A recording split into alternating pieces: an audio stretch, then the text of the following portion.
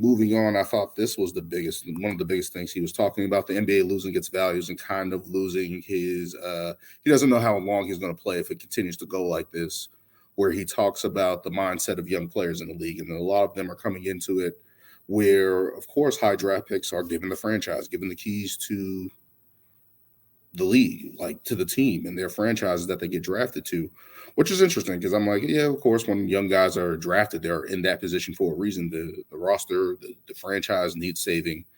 They draft a high lottery pick. That's the whole point of that.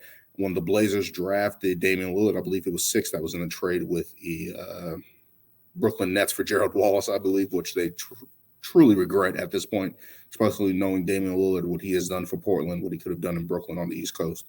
But the way he talked about how you had to earn your spot. And a lot of guys don't really have to do that, which is understandable. And I understand that point from the mindset, right? Like vets aren't going to give you anything on that point in time. But also talking about how rookies' mindsets in terms of when they have a bad game and then the team says they have to practice. Some of them are kind of like hesitant to go practice or just they're upset about going to practice and not understanding that's the grind and how things work, right? In the NBA, and that's understandable. Young guys that have been babied in college and AAU, et cetera, have a different mindset of, wait, you got to earn and grind every day to get this right. It's a repetition of that. And Damian Lillard speaks on that, but he says that's the missing points of not having vets on the team.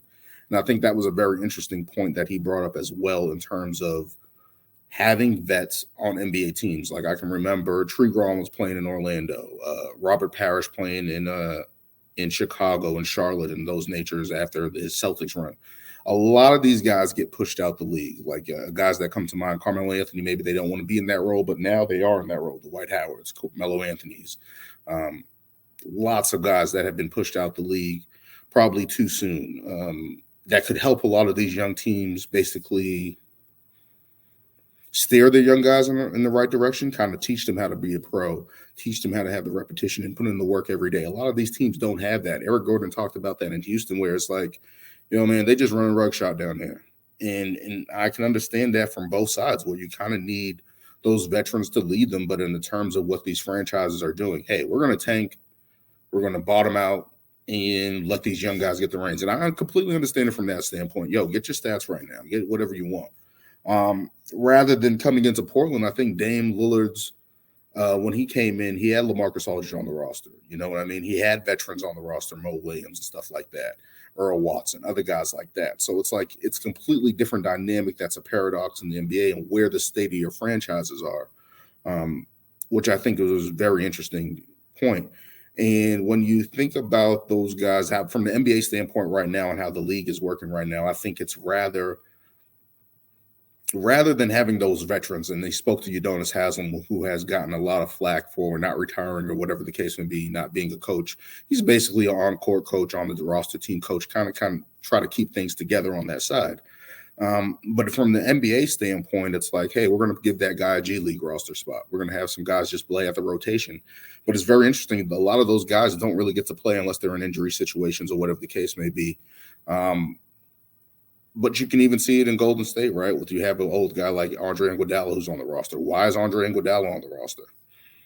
Basically to mentor those young guys and try to keep the ship despite how their season is going, especially on the road. That holds value to a team. And I think that's something that Damian Lillard talked about, where that is definitely losing perspective in the league. A lot of the older guys, especially on TNT, when you watch them, they talk about how NBA teams should have a liaison, a guy that really mentors the team as a veteran leader, how to talk in the media, how to go about stuff. And I think that's very important. I think it's a subject that the NBA has to take a look at. Maybe some teams will start doing it. But, of course, the NBA is going to see it as a business, right? Like they're going to look at that and see, hey, we need that can be a playing spot. We can see what a guy has late in the season or whatever the case may be, rather than giving it to a veteran on the 14th, 15th man on the roster spot and really just develop our guys young. A lot of G League guys don't really translate like that anyway. A couple do. You have a couple of guys that came out of there, like a Draymond Green, for instance, and others. But it's like a lot of the times I feel like that roster spot, like Damian Lillard said, could go to a veteran, could go to an older player that basically been there, been through the ropes, been through the grind of the NBA. because they always talk about if everyone's 24, who's really learning from each other. Maybe iron sharpens iron. Of course, when you talk about the Boston Celtics in terms of Jaylen Brown and Jason Tatum, how those guys play together every day, they kind of sharpen each other. They go after it. That's different. But in terms of what leadership on these bad teams when you're losing, when everybody's 24, basically playing for stats, how does that build any culture, build any winning?